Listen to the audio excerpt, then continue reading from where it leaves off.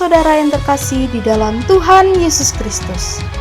Selamat datang di ibadah online Gereja Betel Indonesia Jemaat Kerajaan Allah, Jalan Abdul Rahman Saleh, nomor 52, Kestalan, Banjarsari, Surakarta. Kami sangat senang melayani saudara pada ibadah online ini. Jika tayangan ini memberkati saudara, jangan lupa klik subscribe, like, bagikan, dan komen, agar channel ini semakin berkembang dan memberkati banyak orang. Jika saudara ingin memberikan persembahan untuk pekerjaan Tuhan di gereja kami, saudara bisa mengirimkannya melalui nomor rekening BCA 7350046229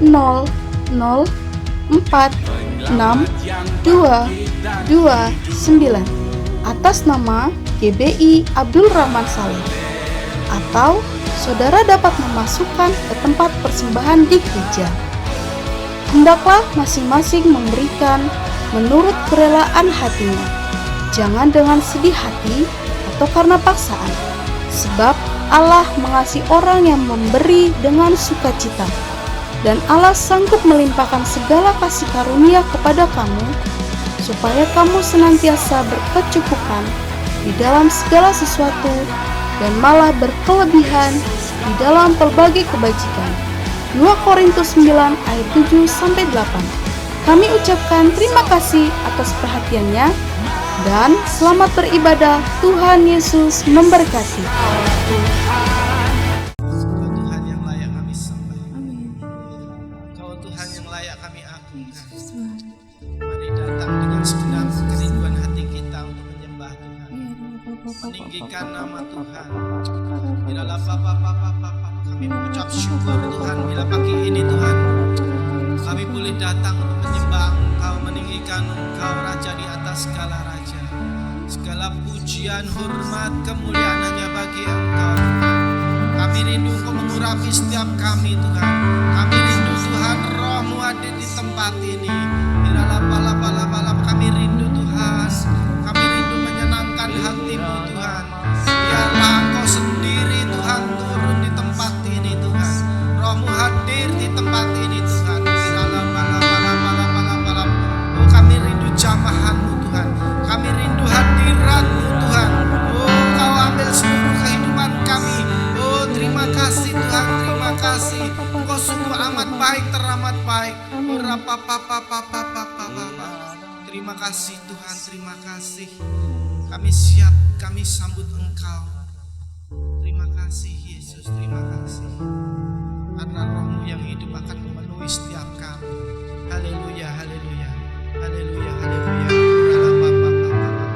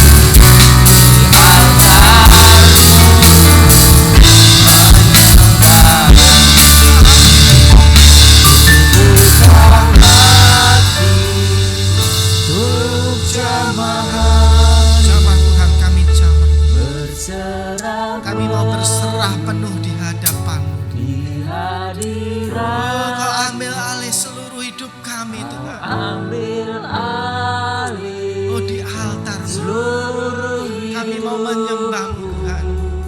Terima kasih Tuhan. altar Terima kasih, ku buka hati, katakan menyembah. ku buka hati. Ku buka hati untuk Kami rindu jamaah jamahan-Mu mengalir di tempat ini. berserah penuh Kira papa. di hadirat. Kau ambil alih seluruh hidupku di altar. Berserah penuh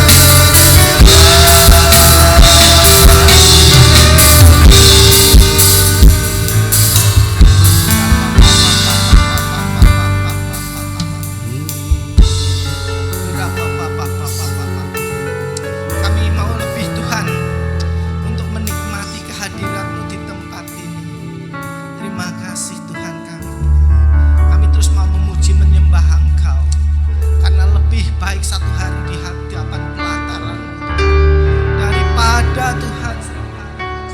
Terima kasih Tuhan, terima kasih.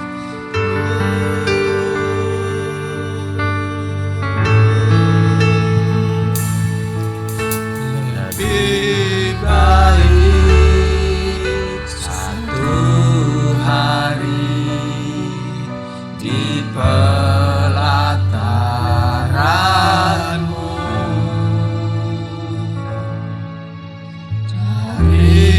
daripada 1000 hari di tempat lain.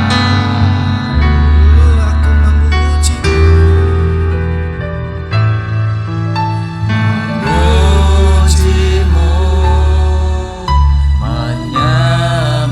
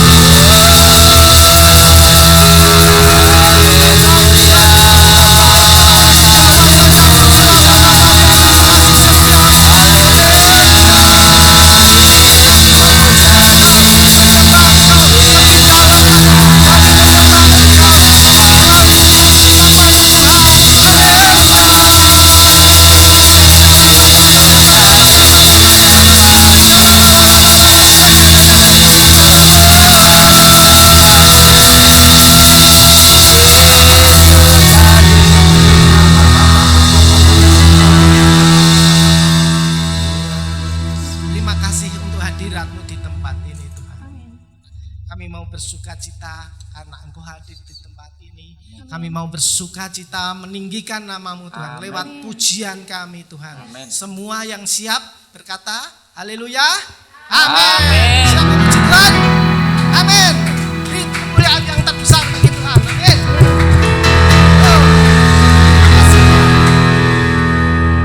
Karena Tuhan adalah gunung batu kita. Amin. Amin.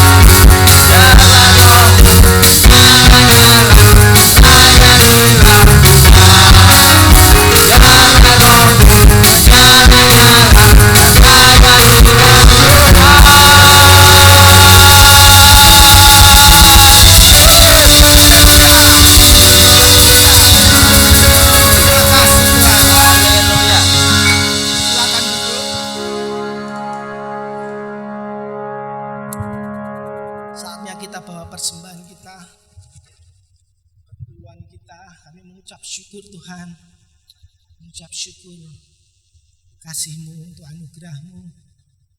Terima kasih kami boleh datang Tuhan, bawa sedikit harta yang Engkau percayakan dalam hidup kami Tuhan. Terima kasih kami mengucap syukur untuk anugerah-Mu yang besar dalam setiap hidup kami. Terima kasih Tuhan, terima kasih. Kami membawa ini dengan ucapan syukur kami. Biarlah Engkau berkenan atas persembahan kami. Terima kasih Tuhan, sucikan, kuduskan, karena kami mengasihi Engkau Tuhan. Terlebih Engkau mengasihi kami Tuhan. Terima kasih Tuhan, terima kasih. Terima kasih untuk kasih-Mu, untuk anugerah-Mu, untuk segala yang Kau berikan dalam hidup kami.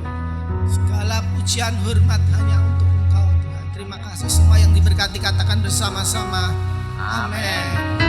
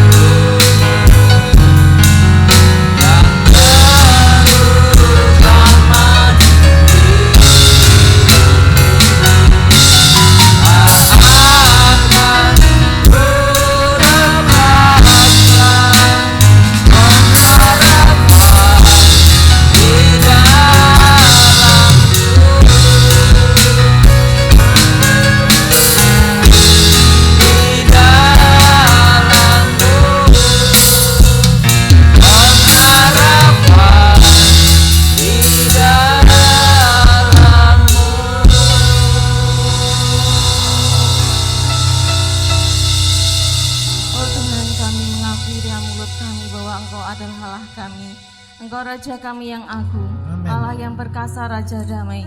Kami bersyukur Tuhan, pagi ini kami boleh memuji Engkau, memuliakan nama-Mu yang agung Tuhan. Dan kami bersyukur untuk hari ini kami boleh berdiri bagi bangsa kami. Kami boleh berdoa syafaat untuk bangsa kami Bapak. Kami saat ini berdoa untuk para pemimpin bangsa kami ya Allah.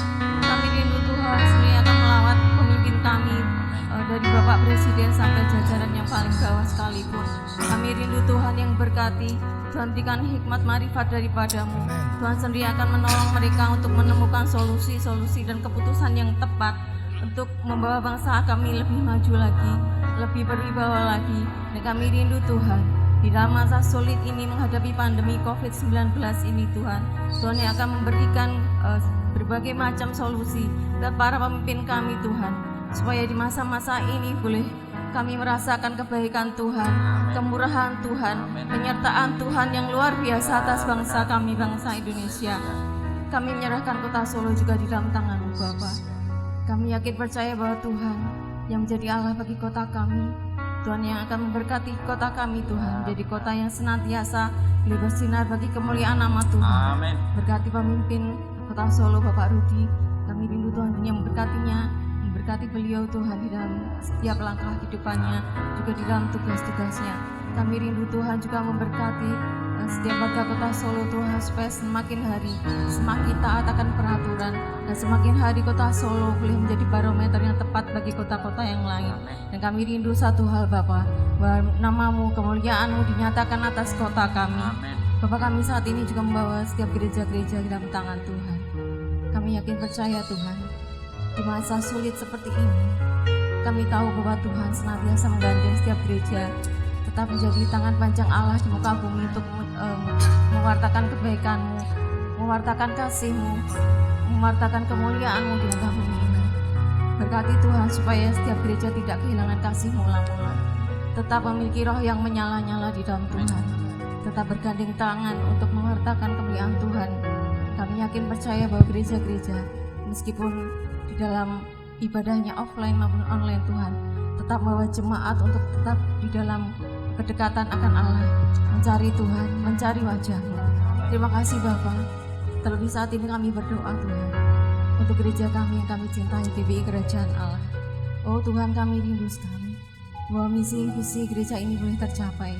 Kami rindu Tuhan sendiri yang berkarya atas gereja kami. Setiap penuaian kami rindukan Tuhan, juga untuk tempat ibadah permanen. Kami yakin percaya bahwa Tuhan sudah membuka jalan demi jalan. Kami tahu bahwa Tuhan sudah membuka jalan demi jalan. Dan kami tahu bahwa Tuhan bekerja secara luar biasa dengan jalan-Mu Tuhan, dengan cara-Mu yang ajaib itu. Kami boleh melihat bagaimana Tuhan bekerja secara dahsyat atas gereja kami. Kami rindu Tuhan, tempat gereja kami yang permanen, yang kami rindukan, yang kami impikan, sebentar lagi akan kami boleh nikmati. Dan itu semua untuk kami kembalikan untuk kemuliaan nama-Nya Tuhan. Kami rindu di tempat ini, gereja kami boleh menjadi mercusuar Tuhan, supaya kemuliaan Tuhan dinyatakan, supaya terang Tuhan dinyatakan di lingkungan ini. Terima kasih Tuhan. Kami menyerahkan juga kembali sidang kami di dalam tangan-Mu. Kembali sidang kami beserta keluarganya Tuhan. Setiap taburan yang sudah diberikan, setiap pengorbanan, setiap tetes air mata, setiap tenaga dan pelayanan yang mereka berikan Tuhan, ya Tuhan yang gantikan itu berlipat kali ganda. Kami yakin dan percaya akan Tuhan pemeliharaan-Mu nyata atas hidup mereka. Dan kami yakin percaya Tuhan juga memberkati mereka dalam pelayanannya, dalam setiap langkah kehidupannya. Segala sesuatu yang dikerjakan berhasil di dalam nama Tuhan Yesus. Kami juga membawa setiap jemaat di tempat ini ke dalam tangan-Mu. Setiap pergumulan hidup kami tidak ada artinya, karena kami tahu bahwa kami punya Tuhan yang besar. Kami punya Tuhan yang luar biasa. Kami punya Tuhan yang luar biasa. Kami yakin percaya bahwa segala sesuatu yang kami hadapi di dunia ini menjadi satu kendaraan untuk kami boleh melihat mujizat Tuhan terjadi atas hidup kami. Kami boleh melihat kemuliaan Tuhan dinyatakan atas hidup kami, dan hidup kami boleh menjadi kesaksian bagi banyak orang. Berkati Tuhan untuk setiap hamba-Mu yang saat ini tidak dapat hadir, setiap umat Tuhan yang saat ini tidak dapat hadir. Tuhan yang memberkati mereka satu persatu. Di dalam sakit penyakit mereka Tuhan yang sembuhkan. Di dalam setiap pergumulan mereka Tuhan yang akan menolong dan melawat mereka dan memberikan mereka jalan keluar. Di dalam setiap kesesakan mereka ada Tuhan yang senantiasa menolong. Terima kasih Tuhan. Kami menyerahkan setiap hidup kami, hati kami, dan ucapan syukur kami karena Tuhan Yesus sendiri yang sudah berkorban dengan darah-Mu yang mahal untuk menebus setiap dosa kami. Dan itu satu berkat yang luar biasa yang tidak bisa digantikan oleh apapun. Terima kasih Tuhan. Kami serahkan doa kami hanya di dalam satu nama Tuhan kami, Yesus Kristus, Juru Selamat kami yang agung. Terima kasih Tuhan. Haleluya. Amin. Terima kasih Tuhan. Terima kasih. Apa yang kami doakan, kami percaya Engkau yang akan melakukan semua. Terima kasih Tuhan. Terima kasih.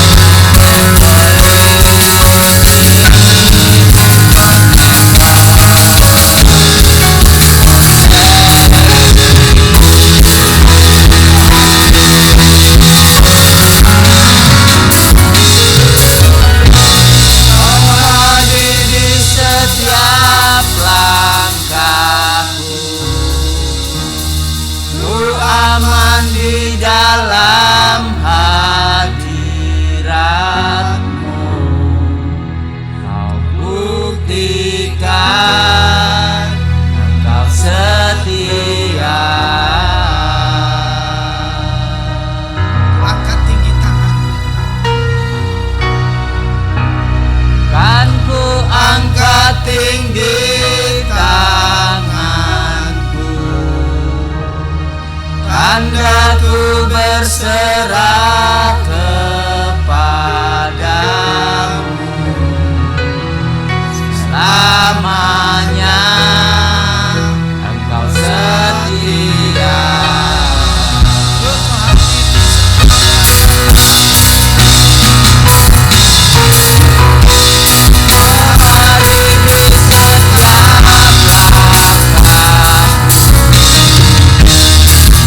Aman di dalam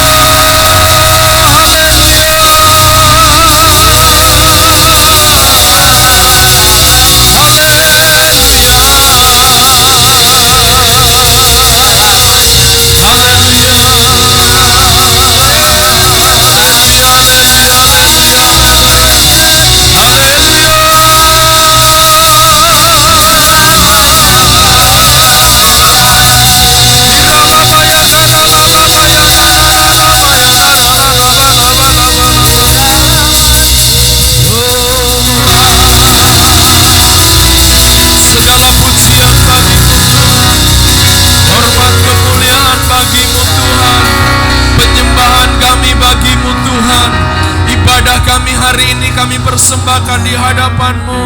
Terima kasih Bapa, terima kasih, kami bersyukur. Kami bersyukur dan kami bersyukur Tuhan. Tak berkesudahan kasih setia Tuhan, dulu, sekarang, dan selama-lamanya. Kami melihat kebaikan-Mu, kami melihat kedahsyatan-Mu, kami melihat penyertaan-Mu, kami melihat Engkau hadir di setiap langkah kaki kami. Dan kami merasa aman di dalam hadirat-Mu Tuhan. Karena Engkau Allah yang setia, Engkau Allah yang setia, Engkau Allah yang setia, Engkau yang tidak pernah meninggalkan kami. Terima kasih Bapa, terima kasih. Terima kasih, kami bersyukur Tuhan buat hari ini. Biarlah semua nyanyian yang kami naikkan, pujian, sorak-sorai, semua boleh layak kami haturkan di hadapan-Mu Tuhan.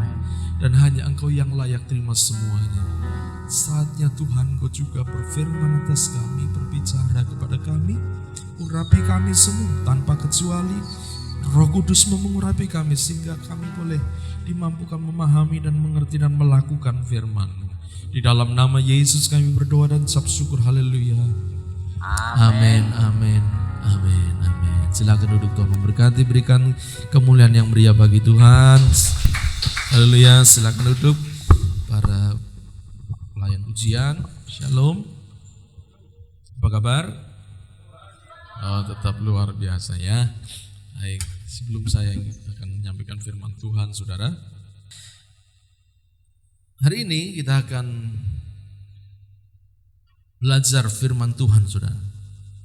Kita akan belajar firman Tuhan dengan tema hidup bagi Tuhan, ya, hidup bagi Tuhan.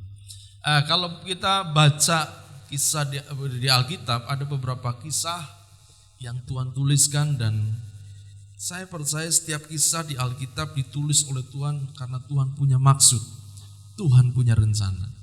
Dan saya percaya setiap kisah yang dituliskan tidak berdiri sendiri, tapi setiap kisah yang dituliskan semuanya pasti ada benang merahnya yang menghubungkan satu dengan yang lain. Karena penulis kitab ini, penulis Alkitab ini adalah pribadi yang sama, yaitu Roh Kudus, ya, yang menulis dari mulai kitab Kejadian sampai kitab Wahyu, meskipun ditulis oleh banyak orang, ya, lalu dengan jarak waktu yang sangat lama, tetapi kita melihat keterkaitan yang luar biasa. Satu penulis dengan penulis yang lain, ada yang kadang-kala mungkin tidak pernah berjumpa karena jarak waktunya yang begitu panjang, tetapi karena ini diilhami dari pribadi yang sama, dari Allah, yaitu Roh Kudus, maka semua yang ditulis di sini semua terkait, saudara. Ini luar biasa. Alkitab saudara dan Alkitab saya ini hebat. Ini luar biasa, saudara, ya. Tidak ada satu buku pun yang seperti buku ini, saudara. Ya, kadangkala untuk menyatukan pikiran dua orang saja sulit, betul ya. Untuk menyatukan pikiran tiga orang saja sulit. Tapi bagaimana Alkitab menyatukan banyak penulis Alkitab yang mungkin waktunya berbeda, tempatnya berbeda, tapi ketika mereka menulis memiliki keterkaitan, keterhubungan yang jelas. Ini hebatnya Alkitab kita. Sehingga kalau kita baca kisah-kisah di Alkitab, maka kisah-kisah itu sebetulnya itu seperti puzzle. Tahu puzzle ya? Puzzle, permainan puzzle tahu? Jadi kalau ada gambar itu ada potongan-potongan gitu lalu dihubungkan jadi gambar gitu ya. Jadi Alkitab ini, kisah-kisah di Alkitab ini adalah bagian dari puzzle yang kalau itu kemudian dirangga-rangga kita akan mengerti apa maksud dari Alkitab. Kemarin kita sudah belajar, saudara, ya, belajar dari firman Tuhan bahwa sesungguhnya ya kalau kita baca Alkitab ini ya, yang menjadi fokus, yang menjadi tujuan kitab ini adalah Allah. Kita belajar dalam penciptaan. Ketika Allah menciptakan langit bumi, semua isinya, dia berkata baik, dan hari ke-6 setelah menciptakan manusia, dia berkata sungguh amat baik. Ketika Allah berkata sungguh amat baik, Allah menikmati ciptaannya sendiri. Karena Allah yang berkomentar. Artinya ketika Allah menciptakan ciptaannya langit dan bumi dan segala sesuatunya, sebetulnya dia menciptakan bukan untuk yang lain, tetapi dia menciptakan untuk dirinya sendiri. Mungkin kita berkata, oh nggak adil dong, buat sendiri, makan sendiri, nikmati sendiri. Loh, kalau Allah mau, kalau Allah berkehendak, siapa yang bisa melarang? Betul nggak? Iya. Jadi langit, bumi termasuk manusia diciptakan bukan untuk yang lain, bukan untuk manusia sendiri, tapi manusia juga diciptakan untuk dia, untuk membawa kemuliaan bagi dia, saudara. Jadi segala sesuatu yang ada itu dari dia, oleh dia, dan bagi dia. Kadang-kadang kita kan sering berpikir bahwa ketika Allah menciptakan langit bumi semuanya diciptakan dulu baru manusia terakhir. Artinya semua itu diciptakan untuk siapa? Manusia. Ya kita berpikir begitu. Enggak. Tapi Allah ciptakan semua dalam keteraturan. Semua diciptakan bagi dirinya. Karena segala sesuatu bagi dia, oleh dia, dan bagi dari dia, oleh dia, dan bagi dia. Ketika Yesus datang berkorban di kayu salib, mati di kayu salib. Untuk siapa Yesus mati? Iya, sekarang bisa jawab ya. Kadang-kadang kita berkata, oh Yesus mati untuk kita manusia. Hei, memang benar Yesus mati supaya orang yang berdosa diselamatkan. Tapi dengar, tujuannya Allah menyelamatkan orang berdosa adalah supaya yang berdosa itu diambil, dipindahkan, lalu dibawa kepada dirinya. Jadi Allah mati, Yesus mati di kayu salib, tujuan utamanya adalah membawa manusia bagi dirinya. Sehingga ketika Yesus mati di kayu salib sebetulnya, Yesus mati di kayu salib untuk kemuliaan bagi dia. Amin. Manusia kalau kecipratan itu anugerah.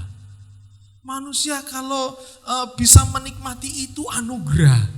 Bukan karena lalu kita hebat, saya hebat, manusia sempurna, sehingga apa? Sehingga kita bisa menikmati, kita bisa diberi kepercayaan oleh Tuhan luar biasa. Enggak, itu hanya sebuah kepercayaan. Kepercayaan diberi kepada manusia dengan tujuan apa? Supaya manusia mengelola, supaya manusia mengatur, dan ketika semua dikelola, diatur, semua kembali untuk kemuliaan Tuhan. Tuhan mengajar bahwa hidup ini harus fokusnya adalah Tuhan atau God Center. Pusatnya adalah Tuhan. Segala sesuatu dari Dia.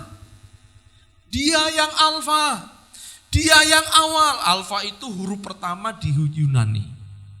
Kalau huruf pertama di bahasa Indonesia apa? A. Kalau Yunani alfa, beta, delta, eta, theta, iota, kappa, lambda gitu ya. Itu apa ya? ABC-nya. Kalau di Arab alif, ba, ta, sa, jin, ha, ho, dal, zal. Betul ya? Alif kasroh, alif doma, betul ya? Alif kan gini ya. Alif coret bawah. Ya, iya Bu. Alif coret di atas.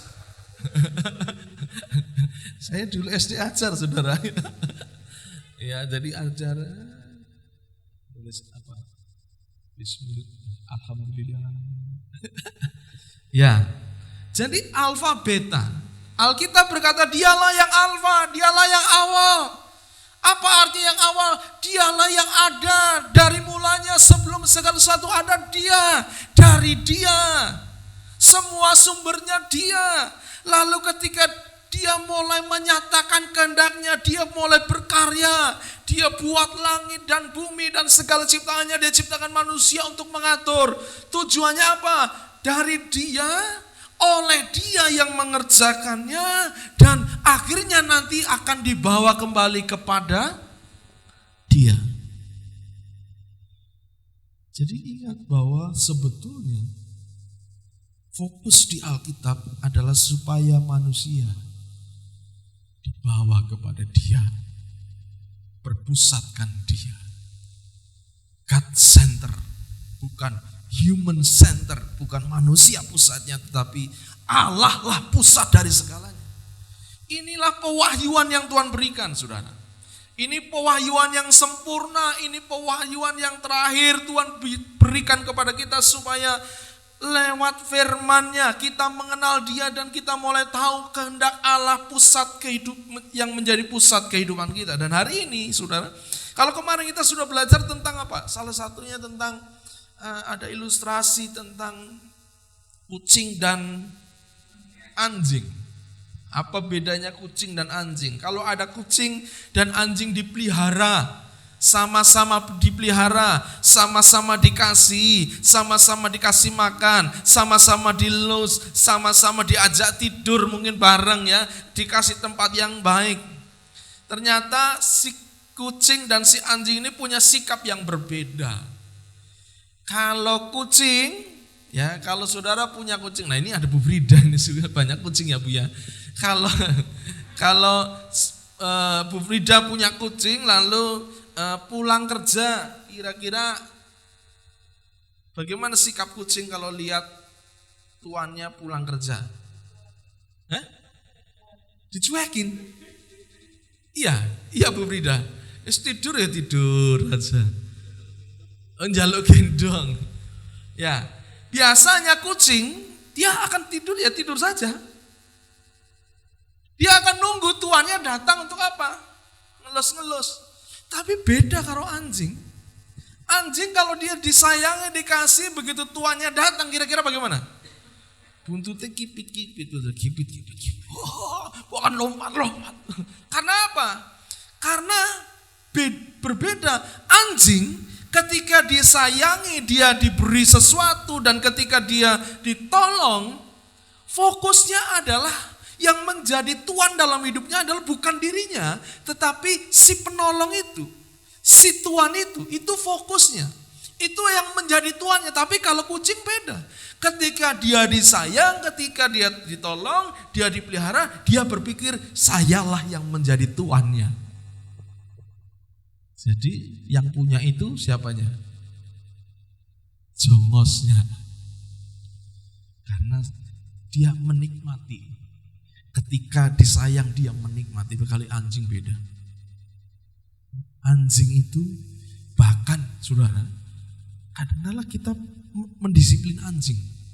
Anjing dipukul, anjing didisiplin, tetap dia akan hormat dengan tuannya. Bahkan dia akan mati-matian. Kalau ada yang mau menyerang tuannya, dia akan mati-matian untuk bela. Ada anjing-anjing bahkan dia rela untuk berkelahi dengan anjing lain ketika anjing lain berusaha untuk mengganggu tuannya. Satu kali saat waktu saya kecil, kami tinggal di pabrik gula, saudara. Lalu ada orang Manado gitu ya satu orang Kristen, saudara, yang juga ibadah bersama dengan kami, itu juga di pabrik gula yang sama, rumahnya di sebelah. Nah, punya banyak peliharaan anjing, dan anjing itu sangat nurut. Satu kali saat mama saya main ke sana, lalu ya karena ada anak yang kecil, jadi waktu itu usia saya juga masih kecil, sekitar mungkin 3-4 tahun. Lalu ada juga anak 3-4 tahun ya, kalau nggak salah namanya Glenny Rosiana gitu ya. Dia angkat karena ya mau disayang, diangkat begitu. Ketika dia angkat, saudara, anjingnya tiba-tiba lari dan gigit ini apa nih? Ya, kaki mama saya, dia bolong sini 3 bolong, saudara. Wah, begitu ini dilepaskan, anjingnya lepas. Pikirnya ini anak mau diapa-apain sama mama saya. Betapa anjing itu dia akan coba untuk menjagai orang yang pelihara dia akan jagai. Karena apa? Dia berpikir yang menjadi tuan bukan dirinya, tetapi orang itu tuannya yang sudah memelihara dia. Itulah sikap yang berbeda. Dan Tuhan ingin, sebetulnya harusnya sikap kita seperti itu, saudara. Ketika Tuhan memberkati, ketika Tuhan sudah mati untuk kita, ketika dia sudah banyak lakukan untuk kita, dia setia. Kita harusnya berpikir bahwa hidup dan segala sesuatu harus untuk dia, harus bagi dia, bahkan harus hidup kita harus bagi Tuhan. Ada beberapa kisah di Alkitab yang saya hari ini akan coba dengan singkat kita akan melihat. Kisah yang pertama, kalau saudara baca dalam 1 Tawarik 4 ayat 9 sampai 10, coba buka 1 Tawarik 4 ayat 9 sampai 10. Kita akan coba melihat beberapa kisah, lalu kita melihat keterhubungan apa yang kita bisa dapatkan dari kisah-kisah ini. 1 Tawarik 4 ayat 9 sampai 10. Udah punya Alkitab? Yuk baca. Ayat 9. Sudah dapat? Baca sama-sama ya. 1, 2, 3. Yabes lebih dimuliakan daripada saudara-saudaranya. Nama Yabes itu diberi ibunya kepadanya sebab katanya, aku telah melahirkan dia dengan kesakitan. Yabes berseru kepada Allah Israel, katanya, kiranya engkau memberkati aku berlimpah-limpah dan memperluas daerahku, dan kiranya tanganmu menyertai aku dan melindungi aku daripada malapetaka, sehingga kesakitan tidak menimpa aku. Dan Allah mengabulkan permintaannya itu. Dalam kitab 1 Tawarik sebetulnya ini menceritakan silsilah dan juga sejarah kerajaan Yehuda. Jadi kemungkinan kitab Tawarik ini ditulis pada zaman Ezra, ya, ditulis oleh Ezra kepada orang-orang Yehuda yang kembali dari pembuangan di Babel. Jadi Alkitab mencatat bahwa pada abad ke-6 sebelum Masehi mereka kembali, dan ketika mereka kembali, Yerusalem pada waktu itu dalam keadaan hancur, dihancurkan oleh kerajaan Babel. Selama 70 tahun banyak warga Yehuda ditawan di tanah pembuangan, lalu mereka kembali dan mendapati bahwa Yerusalem hancur. Dan setelah mereka kembali dari Babel, keadaan rohani mereka tidak baik, bahkan buruk. Kenapa? Karena selama mereka tinggal di Babel, mereka tidak bisa ibadah. Bagaimana mereka bisa ibadah? Mereka menjadi bangsa tawanan. Sulit beribadah seperti kita hari ini. Banyak orang kita sulit beribadah, dibatasi. Ya nggak boleh begini, harus pakai masker. Enak nggak ibadah pakai masker? Nggak enak. Tapi yo ada enaknya juga sih. Nek anggap ora ketok ya. Tapi nggak enak, muji Tuhan juga nggak bebas ya. Beda dengan sebelum kita ngalami pandemi seperti ini. Orang-orang Israel pada waktu itu mereka secara rohani mereka mengalami drop. Mereka mengalami keadaan rohani yang jatuh, terpuruk. Apalagi hidup mereka dikuasai oleh perasaan cemas, takut. Kenapa? Mereka berada di Babel menjadi tawanan, padahal Tuhan pernah berjanji bahwa mereka akan menjadi bangsa pilihan. Tentunya mereka mulai bertanya-tanya dalam hatinya, apakah janji Tuhan kepada nenek moyangnya itu masih berlaku atau tidak? Menjadi pertanyaan besar di tengah-tengah hati mereka. Lalu ketika mereka pulang, kisah Yabes ini muncul, memang hanya 2 ayat muncul, saudara. Di tengah-tengah keadaan seperti itulah lahirlah seorang laki-laki yang bernama Yabes. Yabes ini diberi nama oleh ibunya Yabes karena waktu Yabes dilahirkan ibunya mengalami kesakitan. Ya.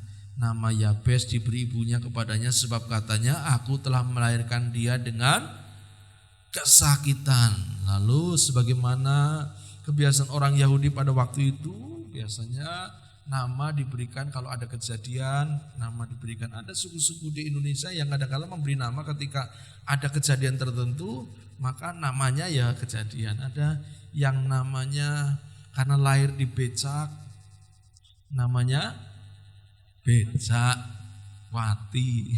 Ada nggak saudara? Kalau saudara pergi ke mana? Sumatera Utara, ada suku yang namanya suku Karo. Itu namanya kadang-kadang unik-unik saudara. Ada yang namanya bangun. Bangun ada marganya apa? Ada yang namanya pokoknya nama dia lahir di mobil yang mobil Situmorang atau siapa gitu ya. Jadi nama itu diberikan. Biasanya ada peristiwa tertentu, itulah yang diberikan juga untuk Yabes. Jadi Yabes lahir di tengah-tengah situasi yang seperti itu. Namun demikian di tengah-tengah situasi yang sulit yang ada, dikatakan di situ Yabes berdoa kepada Tuhan. Dia meminta kepada Tuhan, apa permintaannya? Dia berseru begini, kiranya engkau memberkati aku berlimpah-limpah. Dia berdoa untuk berkat. Lalu dia berdoa untuk apa lagi? Yang kedua, dia memperluas daerahku. Dia berdoa untuk perluasan wilayah. Yang ketiga, ya, kiranya tanganmu menyertai aku. Dia berdoa untuk penyertaan Tuhan. Yang keempat, kiranya melindungi aku dari malapetaka. Dia berdoa untuk perlindungan Tuhan.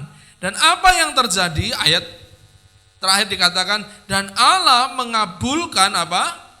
Permintaannya itu. Wah, enak ya jadi Yabes. Ya, doa langsung dijawab. Doa jawabannya luar biasa. Tuhan mengabulkan permintaannya. Tuhan mengabulkan apa yang diminta oleh Yabes. Di tengah-tengah situasi yang sulit, di tengah-tengah situasi yang penuh dengan kecemasan, ketakutan, di tengah-tengah situasi yang mungkin ada kesakitan, Yabes berdoa, langsung dijawab Tuhan. Enak enggak? Enak. Kita ingin seperti itu ya.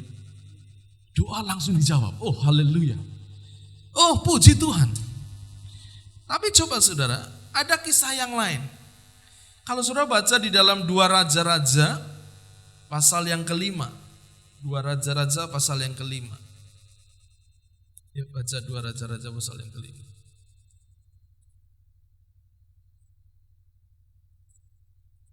Maju ya. Mundur maksudnya. 2 Raja-Raja pasal yang kelima.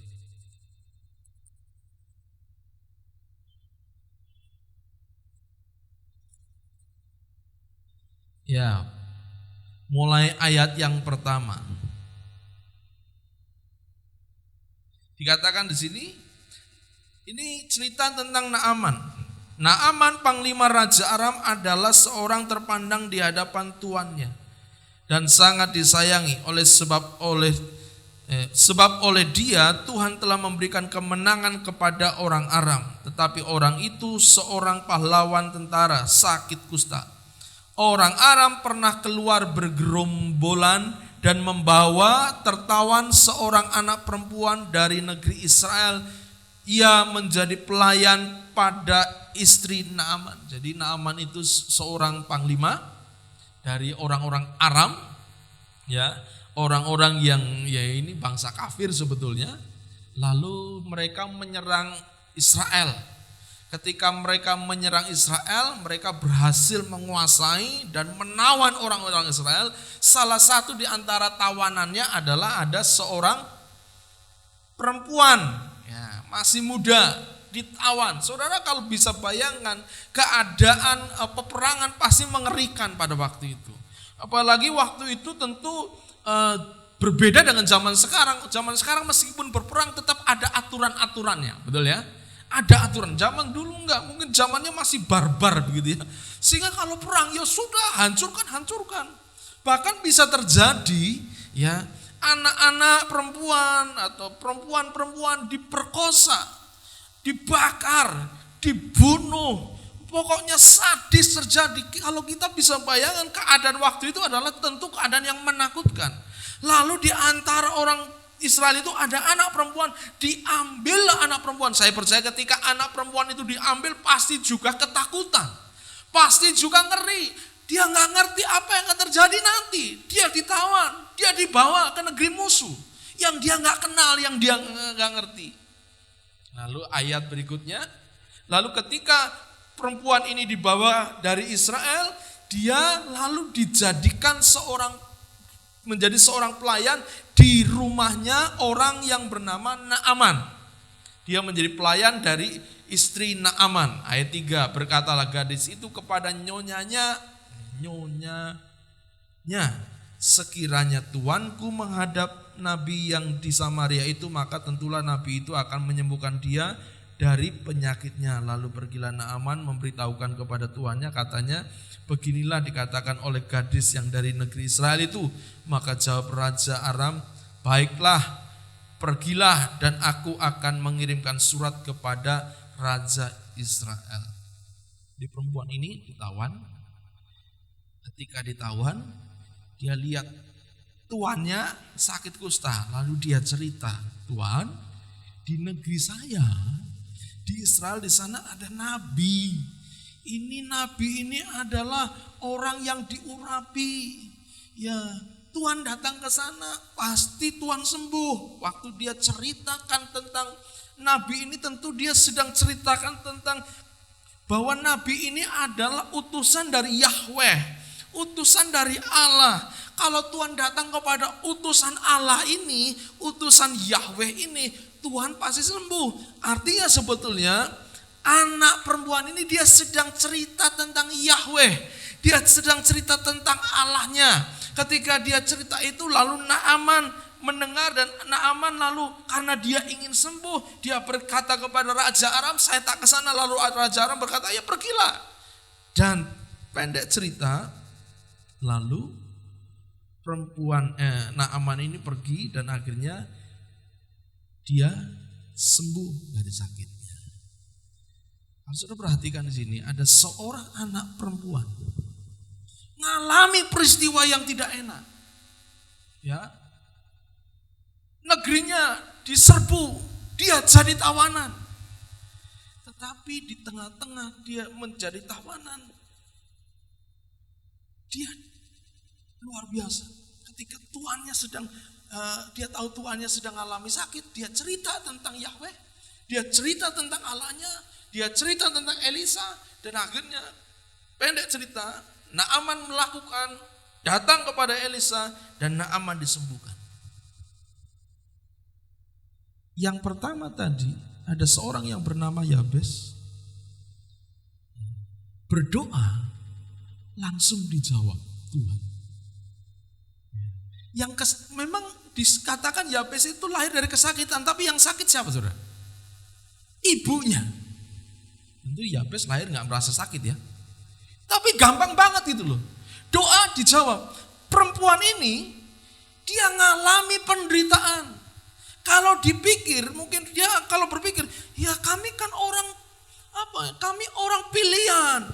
Tapi kok kenapa diizinkan sampai negerinya dikuasai musuh? Diizinkan sampai negerinya ngalami, bahkan dia jadi tawanan. Tapi di tengah-tengah dia menjadi tawanan. Yang luar biasa, kuasa Tuhan tetap dinyatakan melalui anak perempuan ini. Sampai akhirnya Naaman sembuh dari sakit. Kisah yang ketiga. Kisah pertama tadi Yabes, kisah kedua pelayannya Naaman, kisah yang ketiga. Kalau kita baca dalam Kisah Para Rasul pasal yang ke 6, saudara. Kisah Rasul pasal yang ke-6.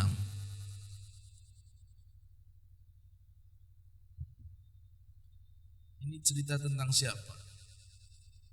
Kisah Rasul pasal yang ke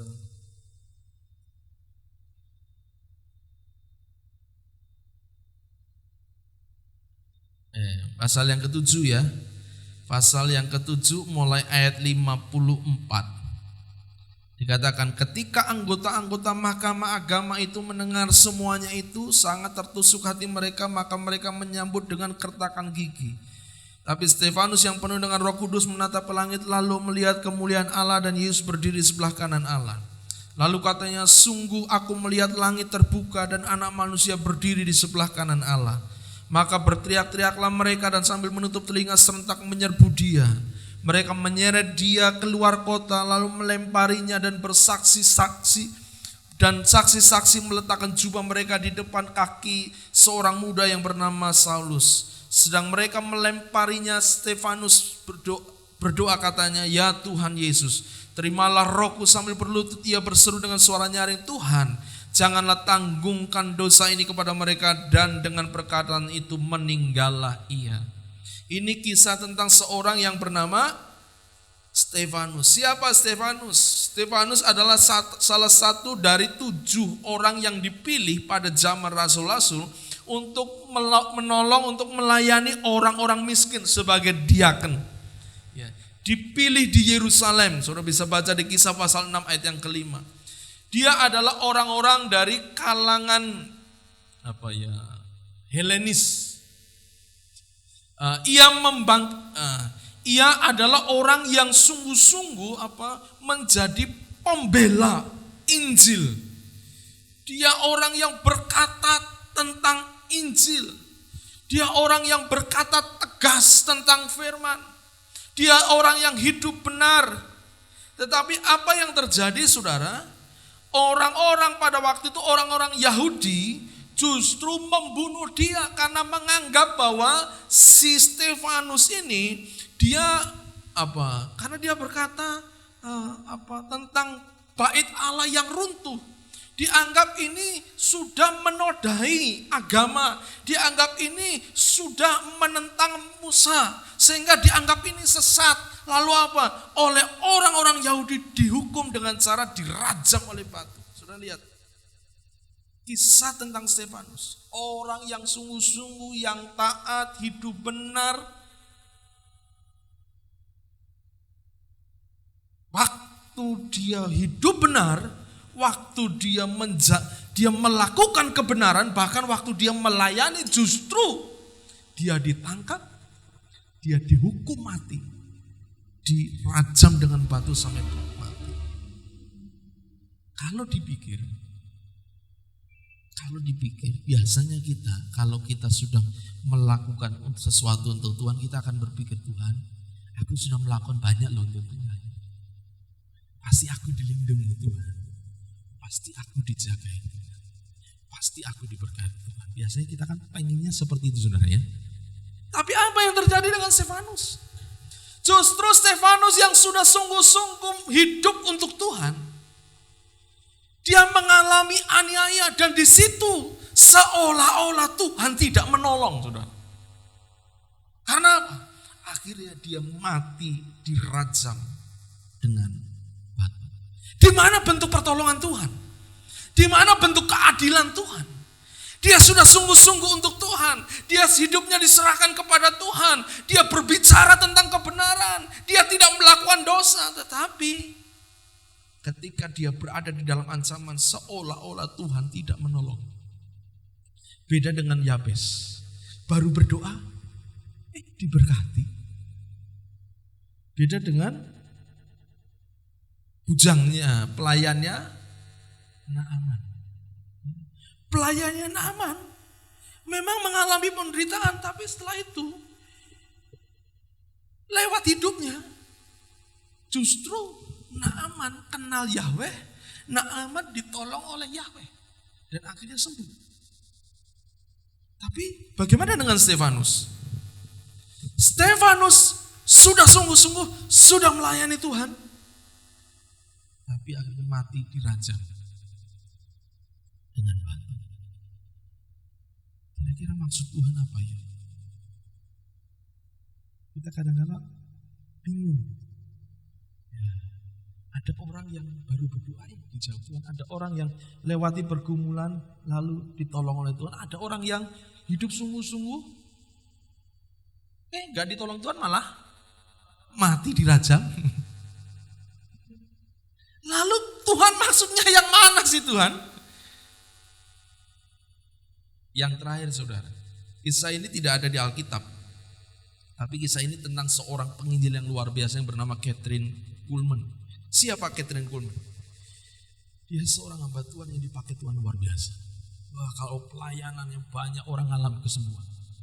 Yang buta melihat, yang tuli mendengar. Ini hamba Tuhan yang dikagumi oleh Benihim. Karena hamba Tuhan ini peka dengan Roh Kudus. Dia peka dengan kuasa. Satu kali saat, ya, dia mengalami sakit juga, saudara. Sakit apa? Kanker. Sampai akhirnya ketika dia sakit kanker, dia dalam keadaan kritis. Dia dalam keadaan kritis itu, malaikat Tuhan datang kepada Catherine Kuhlman. Ya, datang. Lalu berkata, Catherine, gimana? Mau balik? Iya, orang kalau sudah dalam keadaan sakit, menderita, pengennya apa, saudara? Iyalah, pengennya ndang rampung. Sakit, sudah gak tahan, sudahlah rampung Tuhan, tak balik saja ke rumah Tuhan. Malaikat ini ngomong, kamu mau balik? Atau kamu mau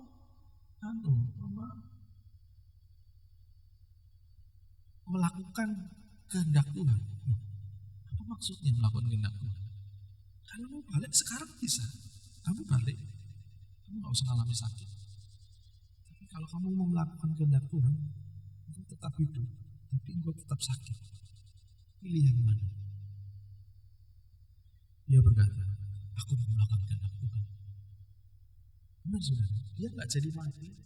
Dalam kesakitannya, dia tetap melayani Tuhan. Dan banyak orang bertobat lewat pelayanannya. Dan banyak orang disembuhkan dalam pelayanannya, padahal dia sendiri mengalami sakit. Dan yang luar biasa, ketika dia akhirnya mati dipanggil Tuhan, beberapa orang mengalami keajaiban. Dikubur, orang bukan karena kuburannya, tapi seperti tulang Elisa itu loh. Ya, ketika Elisa mati, tulangnya tersentuh apa jadi hidup. Orang mengalami kesembuhan. Lalu tapi nggak boleh nanti datang ke kuburannya, lalu itu sudah musyrik ya. Tapi luar biasa, ketika dia mati pun mukjizat masih terjadi. Luar biasa, ketika Tuhan berkata kepada Catherine, mau pilih yang mana? Dia tetap pilih.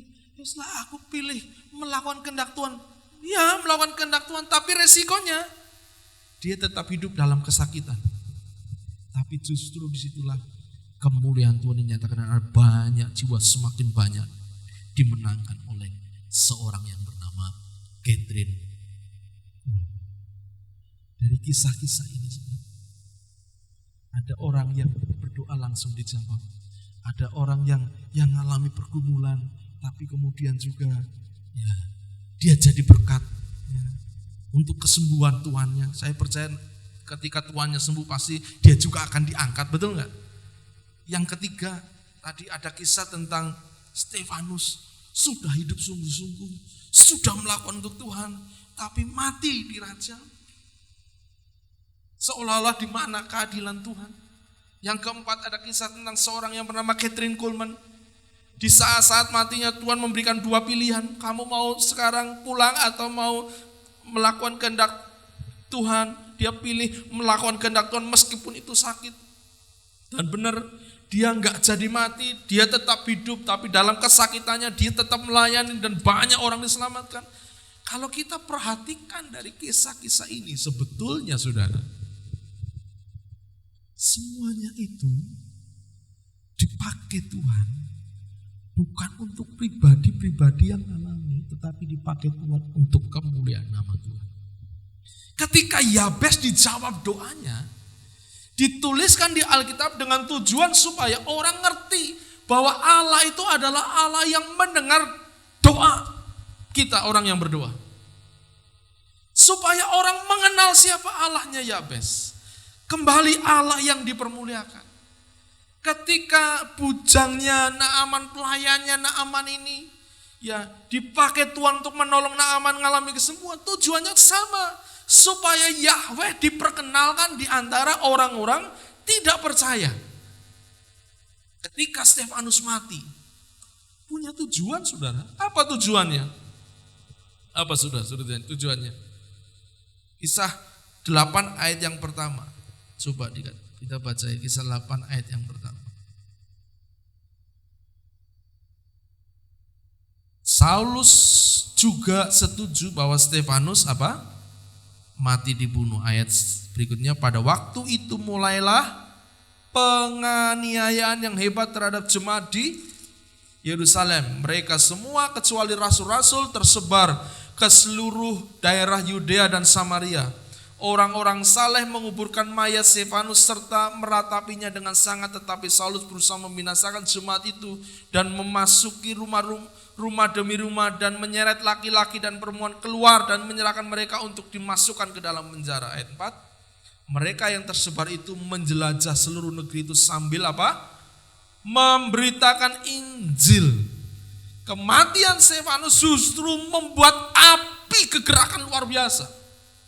Orang-orang Kristen setelah mereka menguburkan Stefanus, mereka tersebar. Mereka memang harus lari, menghindari aniaya, tapi mereka tidak menutup mulut. Justru mereka menceritakan tentang kebaikan Tuhan, tentang kasih Tuhan, tentang Yesus yang sudah mati untuk mereka.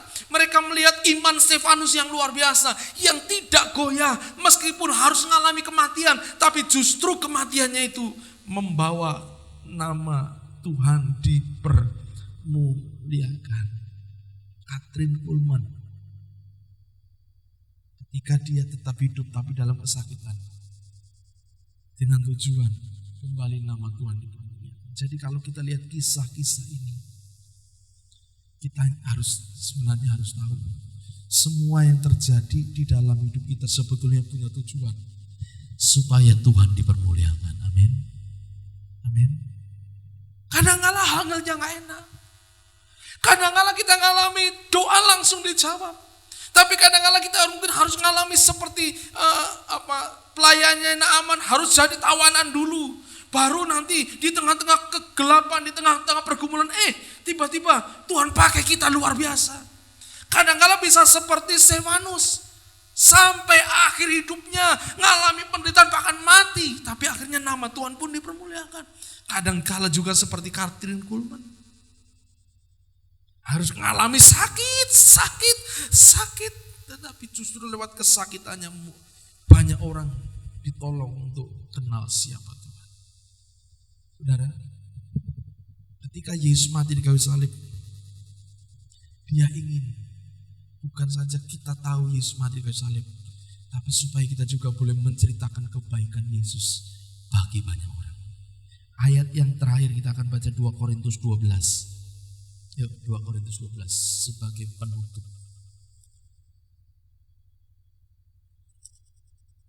2 Korintus pasal yang ke-12 mulai ayat yang ke-7. Ya, dikatakan demikian. Dan supaya aku jangan meninggikan diri karena pernyataan-pernyataan yang luar biasa itu, maka aku diberi suatu duri di dalam dagingku, yaitu seorang utusan iblis untuk menggocoh aku supaya aku jangan meninggikan diri. Ayat 8, tentang hal itu aku sudah 3 kali berseru kepada Tuhan supaya utusan iblis itu mundur daripadaku. Ayat 9, tetapi jawab Tuhan kepadaku, cukuplah kasih karuniaku bagimu, sebab justru dalam kelemahanlah kuasaku menjadi sempurna. Sebab itu terlebih suka aku bermegah atas kelemahanku supaya kuasa Kristus turun menaungi. Paulus yang mengalami sakit yang luar biasa. Dia berdoa, Tuhan ambil penyakitku, tapi Tuhan gak jawab. Tuhan justru berkata, Paulus, cukup kasih karunia. Justru dalam kelemahan engkau lemah seperti ini, engkau akan melihat kuasa Tuhan. Karena bukan engkau yang bekerja, tapi Tuhan yang bekerja lewat hidupmu.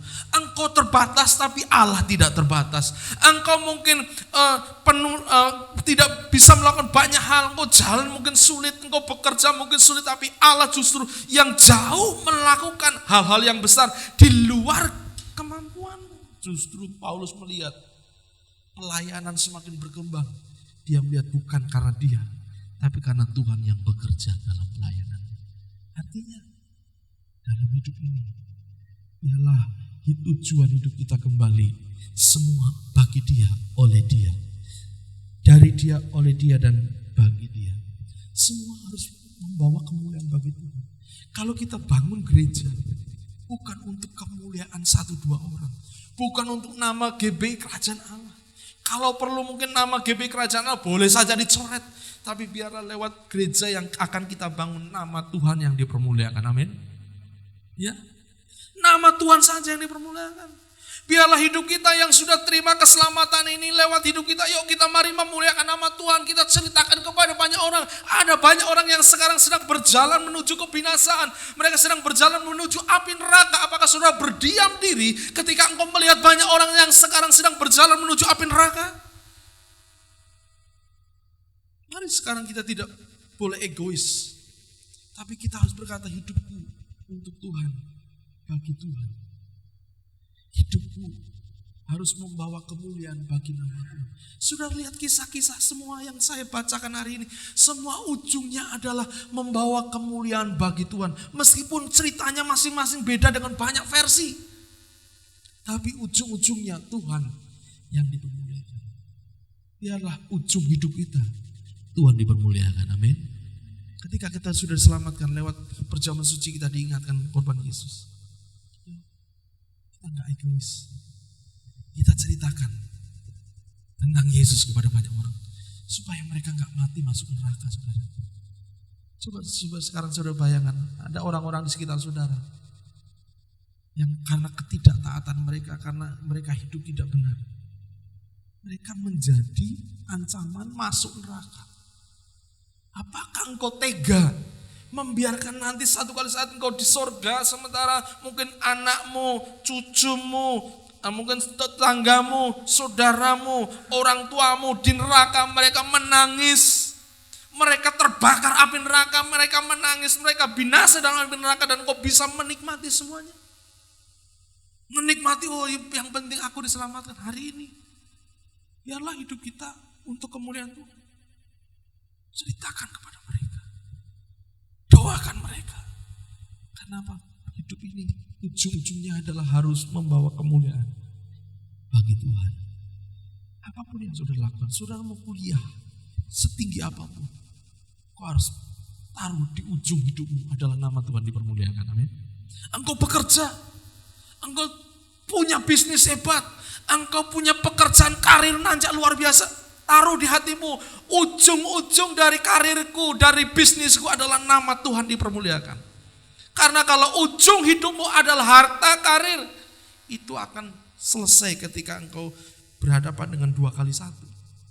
Tidak akan kubawa dalam kematian, dalam hidup setelah kematian. Tapi kalau engkau menempatkan Yesus dimuliakan di ujung karirmu, di ujung kekayaanmu, di ujung hidupmu, di ujung cita-citamu, itu yang akan kita bawa nanti sampai kekal selama-lamanya. Amin. Siapkan hari ini, saudara. Mari kita lakukan semuanya kiranya bagi Tuhan. Semua untuk kemuliaan Tuhan. Mungkin kita akan mulai bangun gereja, kita akan mulai persiapan semua, kiranya semua bagi kemuliaan nama Tuhan. Amin. Saya undang pemain musik maju ke depan. Pelayan perjamuan maju ke depan, kita akan melakukan perjamuan yang kudus. Bisa dikeluarkan lagunya, Chris? Ya, naikkan pujian ini, saudara. Basuh aku di dalam darah-Mu, anak.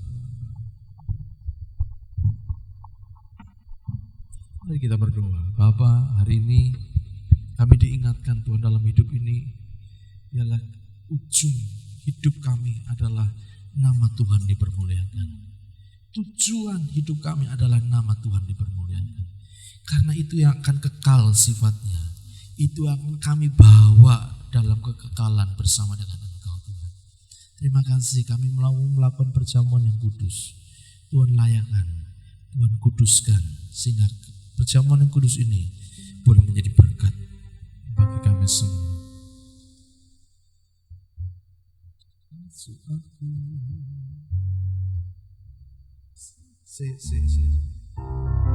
Basuh aku di dalam darah-Mu, anak domba.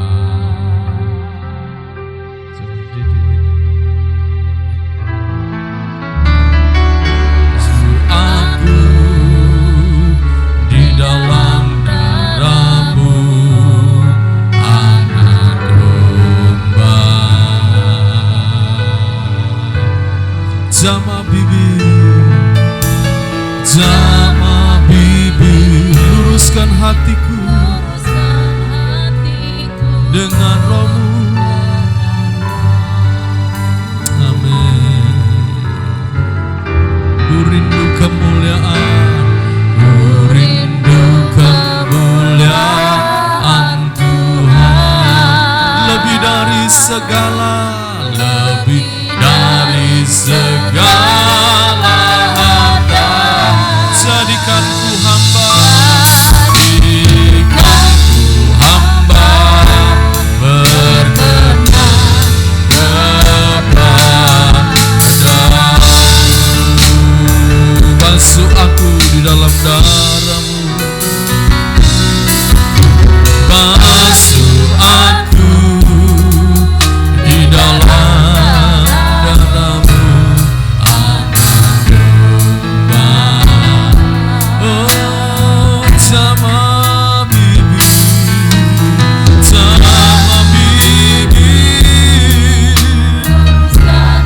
hatiku Tuhan,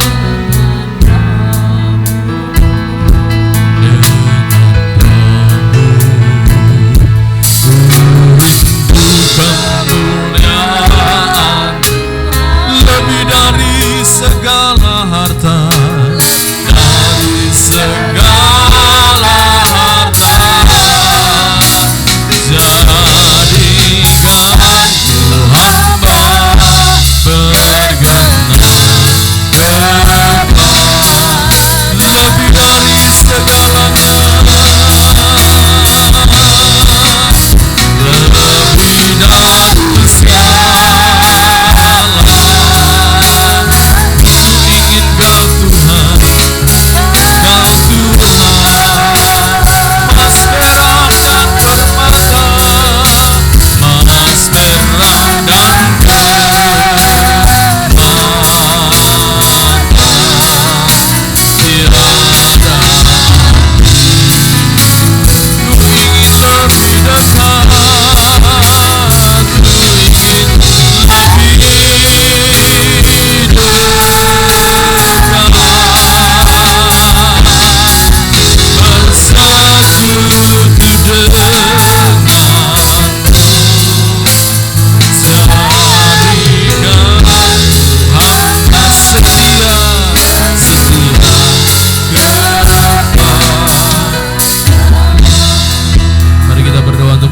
kudus. Tuhan, kami siapkan hati kami untuk perjamuan yang kudus. Kami siapkan hidup kami untuk perjamuan yang kudus. Kiranya Tuhan memberkati perjamuan yang kudus ini. Tuhan memberkati juga hamba-Hamba-Mu yang melayani. Kiranya Engkau berkati pekerjaan pelayanan mereka Tuhan. Terima kasih memberkati setiap umat-Mu, sehingga sungguh-sungguh kami boleh layak menerima perjamuan yang kudus. Di dalam nama Yesus kami berdoa dan kami bersyukur. Haleluya. Amin. Naikkan pujian ini, basuh aku.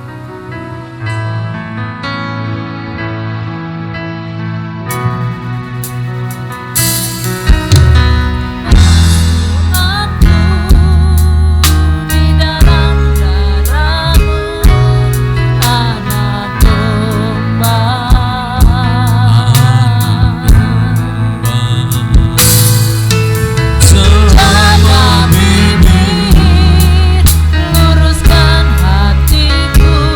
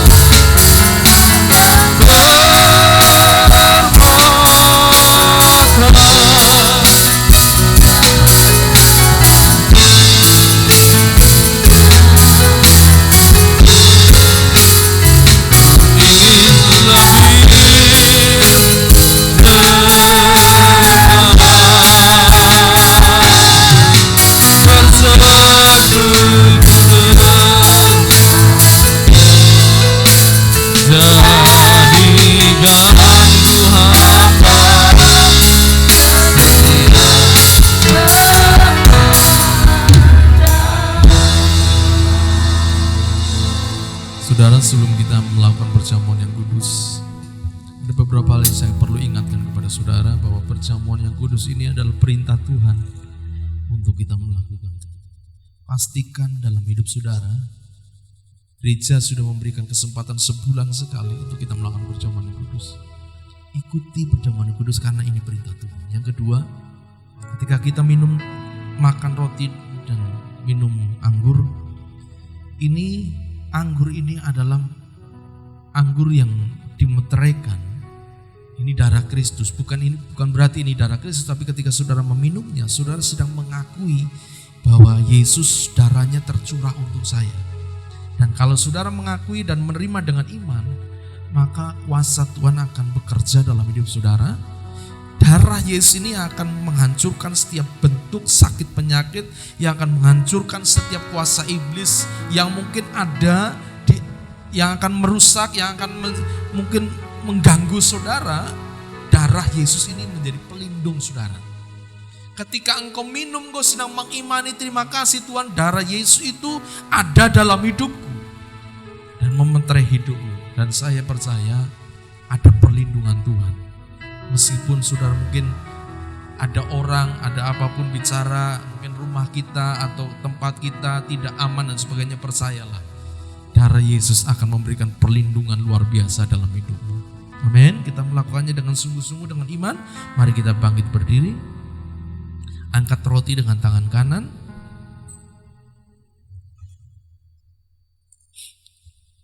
Dengarkan firman Tuhan.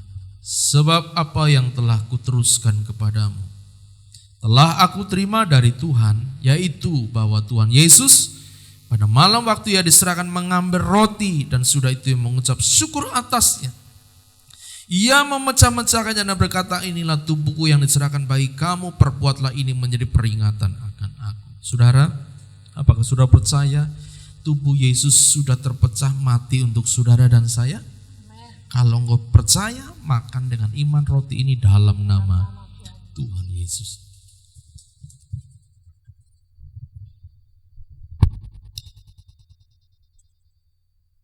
Mari kita angkat cawan di atas kepala kita, dengarkan firman Tuhan. Demikian juga ia mengambil cawan sesudah makan, lalu berkata, cawan ini adalah perjanjian baru yang dimeteraikan oleh darahku. Perbuatlah ini setiap kali kamu meminumnya menjadi peringatan akan aku. Apakah saudara percaya bahwa darah Yesus sudah tercurah untuk membasuh dosa saudara dan saya? Kalau engkau percaya, minum dengan iman dalam nama Tuhan Yesus, kami percaya.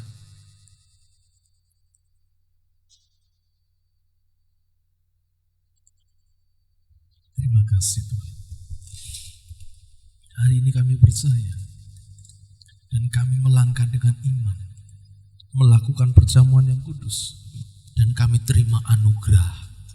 Anugerah salib itu terjadi atas kehidupan kami. Kami percaya Engkau sudah mati di kayu salib supaya kami hidup. Kami percaya darah-Mu tercurah supaya kami dibasuh dosa-dosa kami.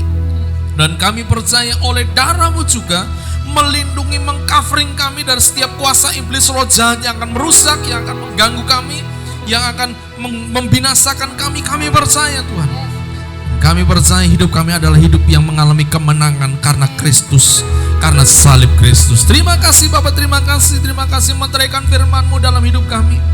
Meteraikan firman-Mu Tuhan, kiranya dalam hidup kami rindu ujung dari hidup kami, ujung dari pencapaian kami, ujung dari karir kami, ujung dari harta yang kami dapatkan, semuanya bagi kemuliaan nama Tuhan. Dan kami percaya itu akan kami bawa sampai selama-lamanya dalam kekekalan. Terima kasih Bapak, terima kasih. Terima kasih. Mari saudara, sebelum kita akhiri ibadah ini, kita akan naikkan pujian. Segala kemuliaan hanya bagi Tuhan. Segala kemuliaan hanya bagi Tuhan.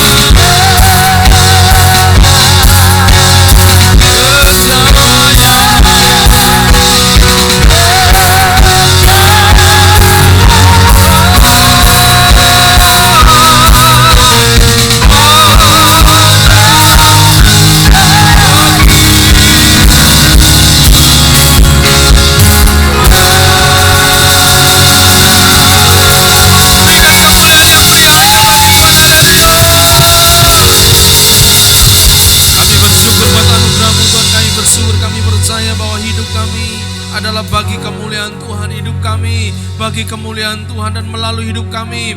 Oh, kedahsyatan Tuhan boleh diberitakan lewat hidup kami. Banyak orang boleh menerima kasih karunia Tuhan lewat hidup kami. Mujizat-mujizat besar boleh terjadi Tuhan, dan nama Tuhan dipermuliakan. Terima kasih Bapak, terima kasih kami percaya ibadah kami hari ini adalah ibadah yang diberkati oleh Tuhan. Dan kami pun percaya kami pulang akan membawa berkat-berkat yang luar biasa bersama dengan Tuhan. Mari angkat tangan saudara kepada Tuhan. Terimalah berkat yang daripada Tuhan. Diberkatilah oleh Tuhan. Diberkatilah pekerjaan oleh Tuhan. Diberkatilah kesehatan oleh Tuhan. Diberkatilah keluarga dan masa depan oleh Tuhan. Diberkatilah pertumbuhan iman dan kesaksian serta pelayanan oleh Tuhan. Berkat daripada Allah Bapa, cinta kasih dari Tuhan Yesus, serta Roh Kudus mengurapi dan menyertai engkau mulai hari ini sampai Maranatha, Tuhan datang yang kedua kali.